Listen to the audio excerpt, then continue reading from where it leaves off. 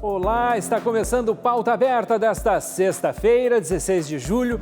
A partir de agora eu trago para você as informações do Departamento de Jornalismo da TV Evangelizar. Confira os destaques de hoje. Os efeitos da vacinação contra a Covid no Brasil. Já se percebe uma redução no número de casos e queda na ocupação de leitos. Pelo menos 100 pessoas morreram e muitas estão desaparecidas por causa das fortes chuvas na Alemanha. Um alerta para os pais. O excesso de uso de celular e computador está causando miopia nas crianças. E na nossa coluna sobre empregabilidade, você vai saber o que dizer em uma entrevista de emprego quando perguntarem sobre você. Tudo isso e muito mais a partir de agora no Pauta Aberta.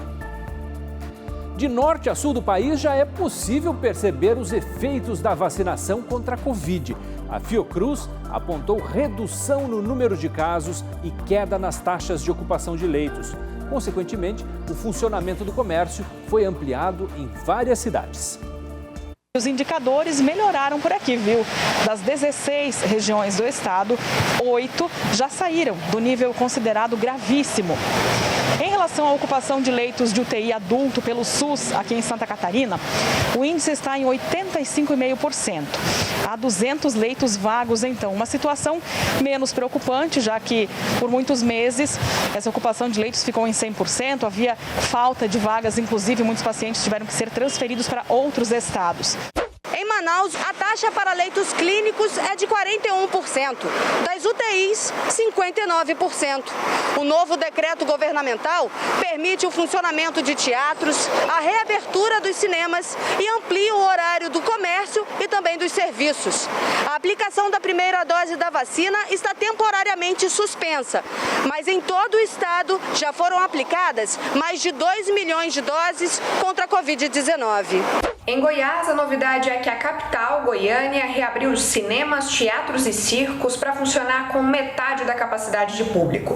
O novo decreto publicado hoje também autoriza bares a funcionar até mais tarde, 3 da manhã.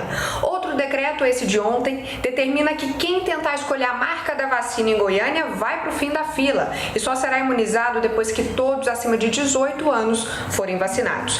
Até agora, 12,7% dos goianos receberam 2 doses ou tomaram a vacina de dose única e 37,76% receberam uma dose.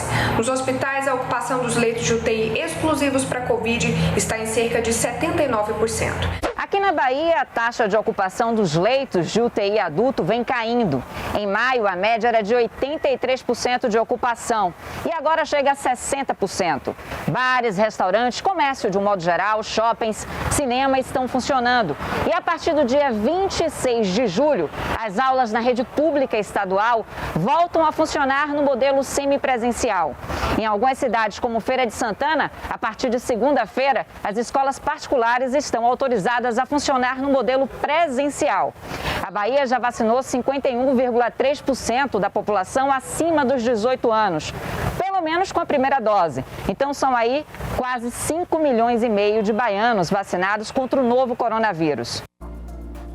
E chegou a hora do nosso giro de notícias com o jornalista Ricardo Vilches do Evangelizar Informa. Acompanhe.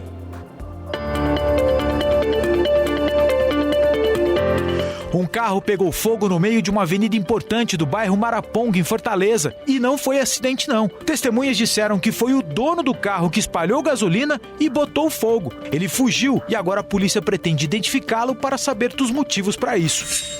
Feriado com rotina diferente em Recife. Hoje é dia de Nossa Senhora do Carmo, a santa padroeira da cidade. Serviços da prefeitura e o comércio funcionam de forma facultativa. Os bancos estarão fechados. A prefeitura informou que o cronograma de vacinação contra a Covid está mantido normalmente.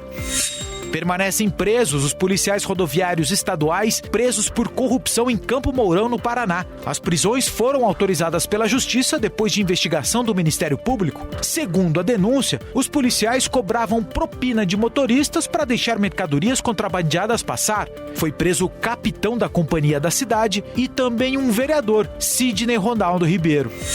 Sancionada a lei que prorroga o prazo do cronograma de refinanciamento de dívidas em Campo Grande. Agora o refis vai até o dia 10 de agosto. Impostos municipais atrasados, como o IPTU, serão cobrados sem juros e sem multas. Há ainda a oportunidade de parcelamento, com desconto de até 75% do valor. Seu filho está usando o celular ou computador direto nessa pandemia? Os médicos alertam que esse hábito pode causar problemas na visão. De repente, o Santiago começou a enxergar assim, meio fora de foco. Quando eu estava na escola, daí a prof tinha passado uma caneta meio fraca assim, mas dava para os alunos não estavam conseguindo ver. Daí eu falei, prof, põe uma caneta mais forte. Daí ela pôs, só que eu não conseguia ver ainda. Ele sempre jogou bastante, né? E também assistindo televisão, ele começou a reclamar que estava embaçando a vista dele, né? A partir daí a gente começou a ficar mais um pouco antenado, né? Quando ele estava jogando, e a gente começou a perceber que ele estava forçando a vista mesmo, né? A miopia é a dificuldade para enxergar de longe. É quando a imagem não se forma na retina, e sim à frente dela. Com isso, o que está distante fica desfocado. Com a pandemia, o problema ficou mais evidente. O uso excessivo de celulares e computadores em casa aumentou em 40% os casos da doença entre crianças e adolescentes. Esse uso prolongado, excessivo de telas, além de causar síndrome do computador, que é aquele cansaço visual, aquele peso nos olhos no fim do dia, o olho seco, também pode piorar a miopia. Tudo que a gente faz hoje em dia é aqui próximo, principalmente o celular, e pequeno.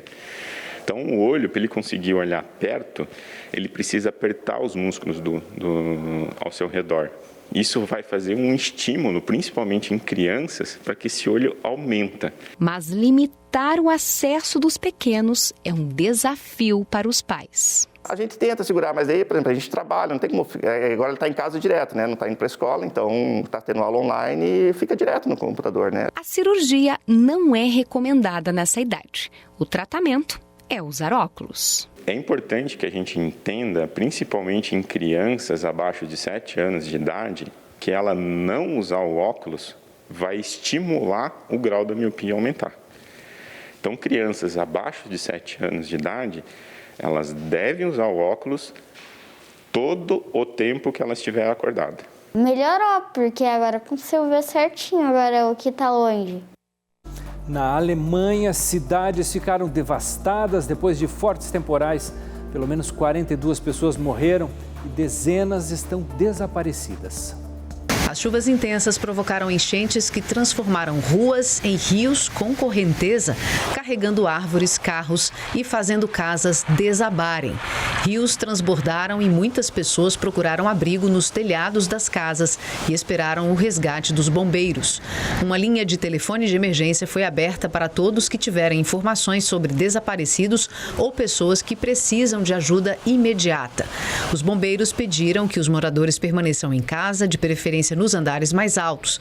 Um condado ao sul de Colônia esvaziou toda a cidade com medo do rompimento de uma barragem. Essa quantidade de chuva registrada é vista uma vez a cada 25 anos nessa região e a previsão para os próximos dias não é animadora. Deve continuar a chover até o fim de semana. E aqui no Brasil, a previsão para os próximos dias é de muito frio em todo o país. Veja agora como está o clima hoje.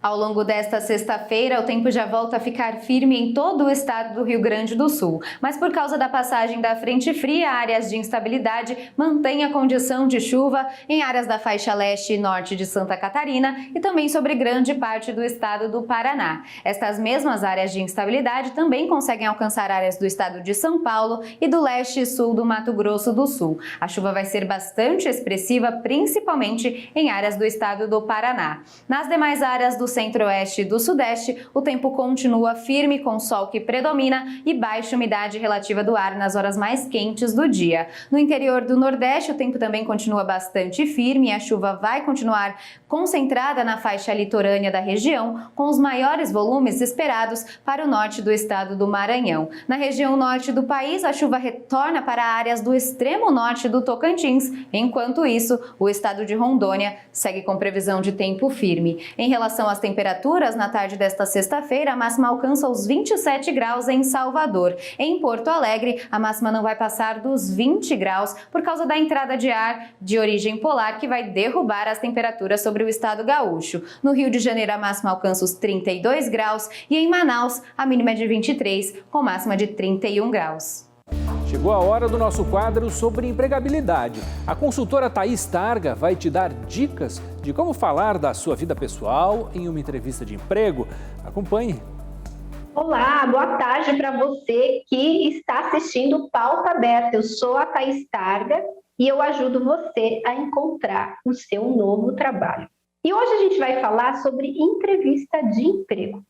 Sabe quando o recrutador pergunta e olha para você e fala um pouquinho sobre você, sobre o seu perfil, e às vezes faz aquela cara de flor de plástico, fica sem expressão e você nem sabe por onde comentar? Pois é, o vídeo de hoje é para te ajudar a elaborar essa resposta. Primeiro, é muito importante que você fique presente na entrevista e tenha clareza de que o recrutador ele não é seu inimigo. Ele está ali e ele está querendo a sua aprovação. E quando ele fizer esse tipo de pergunta, você aproveita e você pode falar de você em termos pessoais e em termos profissionais. Exemplo, você vai falar, olha, eu sou a Thaís, eu sou mãe, tenho 2 filhos, tenho uma cachorrinha que se chama Jujuba, sou apaixonada pela área de recursos humanos, tenho mais de 20 anos de experiência na área, hoje sou diretora de RH, sou considerada uma das maiores especialistas em recolocação no Brasil e estou neste momento buscando um novo desafio profissional. Ponto. Você falou ali de você, de uma forma lúdica, você falou às vezes até do seu animalzinho de estimação, mas também sem passar muitos detalhes, não é hora de você ser prolixo. E você falou um pouquinho, você deu um detalhe assim, você resumiu um pouco da sua história profissional. Essa é uma pergunta que você não pode ser longo, específico demais, mas é uma pergunta que você tem que trazer dados. E se você quiser incrementar, ainda você pode trazer dados de competências suas, competências comportamentais. Então, por exemplo, você pode falar, olha, eu sou uma pessoa que adora estudar, gosto de me comunicar, adoro fazer vídeos, ajudar o próximo, sou uma pessoa também que tenho minha espiritualidade desenvolvida, gosto de ler e sou uma pessoa que tem bastante facilidade de comunicação, expressão e oratória. Que tal? Será que eu fui aprovada? Semana que vem tem mais. Gratidão pela sua presença. Um beijo. Pela primeira vez na história, os beneficiários dos planos de saúde individuais terão desconto na mensalidade. Confira como vai funcionar. Todos os anos, a Agência Nacional de Saúde define um percentual de reajuste para os planos de saúde individuais ou familiares. Neste ano, uma surpresa. Esse percentual foi negativo, de menos 8,19%.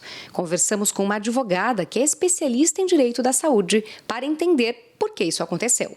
Como no ano passado as despesas operacionais foram muito reduzidas, os beneficiários não utilizaram seus planos de saúde, ao passo que as receitas continuaram inalteradas, as pessoas continuaram pagando as suas mensalidades, então isso resultou num índice negativo pela primeira vez na história. A medida já está valendo e o desconto deve ser aplicado na mensalidade a partir do mês de aniversário do contrato. Aquelas pessoas que já receberam o seu boleto de mensalidade de julho ainda não tiveram esse desconto. Então, para agosto, a mensalidade já tem que vir reduzida em 8,19% e é preciso vir ainda mais uma parcela retroativa a maio desse desconto. Então, no boleto de agosto, vai vir a parcela retroativa a maio, em setembro, a parcela retroativa de junho, em outubro, a parcela retroativa de julho. E aí, a partir de novembro, só a mensalidade reduzida em 8,19%.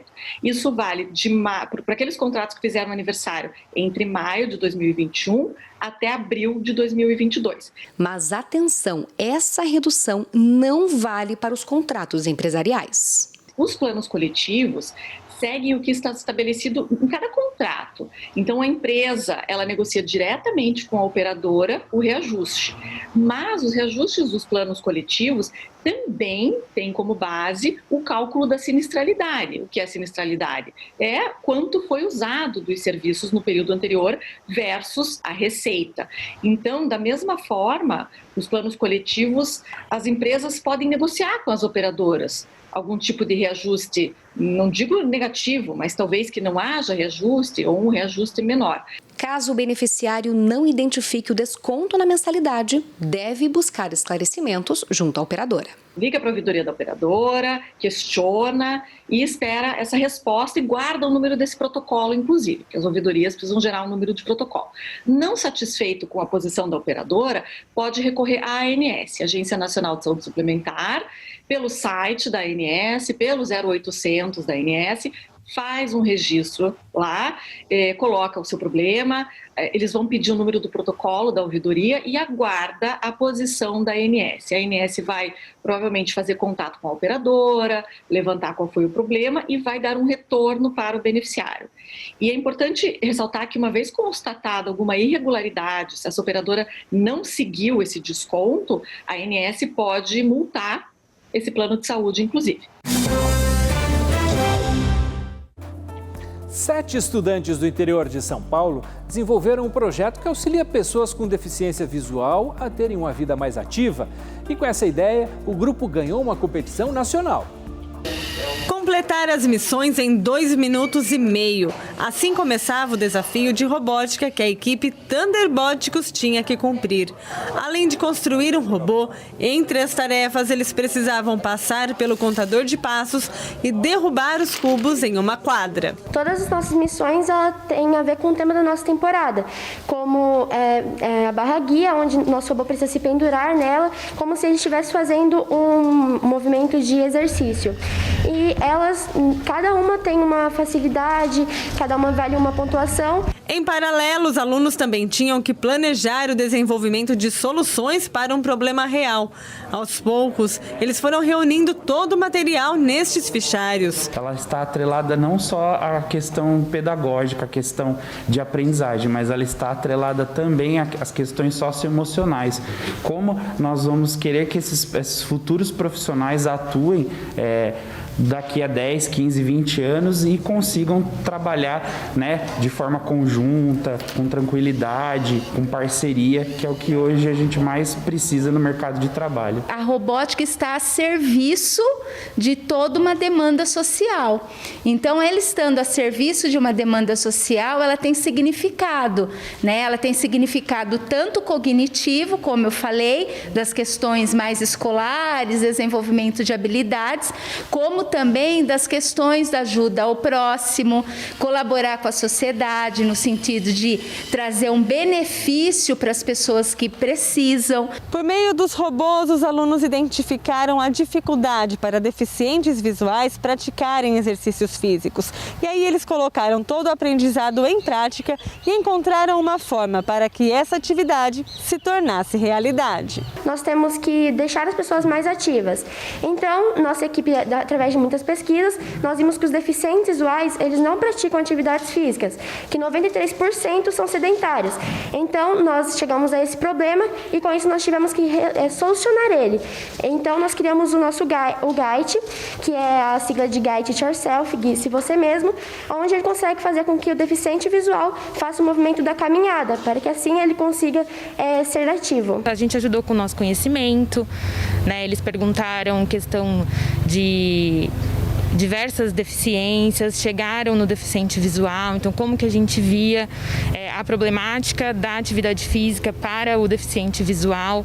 Para isso, eles usaram materiais simples e até vendaram os próprios olhos para sentir como era o equipamento. Nós realizamos diversos testes quanto de duração climática, pelo fato dele ficar em lugares abertos, e assim nós selecionamos os materiais que seriam mais acessíveis e que conseguiriam resolver o nosso problema. Ou seja, nós chegamos no alumínio, é um material que não enferruja e que ele conseguia fazer com que o deficiente visual conseguisse conseguisse ser guiado. O trabalho rendeu ao grupo 3 prêmios. Em primeiro lugar, eles conseguiram a vitória na categoria Design de Robô da First Lego League Challenge e na categoria Champions Award. E na terceira colocação, o prêmio Desafio e Desempenho do Robô na etapa regional de São Paulo. É muito gratificante, né? Sabemos que todo o nosso trabalho, todos os dias que nós precisamos treinar até de noite, rendeu nessa emoção, nessa nossa vitória. Mostra que não foi vão, né, nosso trabalho, meu trabalho, o trabalho dos estudantes e principalmente dos pais, né, que compraram a ideia, que participaram, incentivaram. Domingo é dia de Terra Boa e o Adilson Arantes tem um recadinho pra gente. Olha só. Olá, meus amigos, tudo bem? Estou passando por aqui para fazer um convite para você, um convite muito especial. Nesse domingo tem Terra Boa, aqui pela nossa TV Evangelizar, para todo o Brasil, 6h30 da manhã. Veja um trecho de uma reportagem que estamos preparando para a edição desse domingo. O contato com a natureza é coisa antiga na vida do Marcelo, mas o interesse por bonsais surgiu por volta dos 15 anos. Legal, bacana, não é? Então, domingo 6h30 da manhã, eu espero vocês.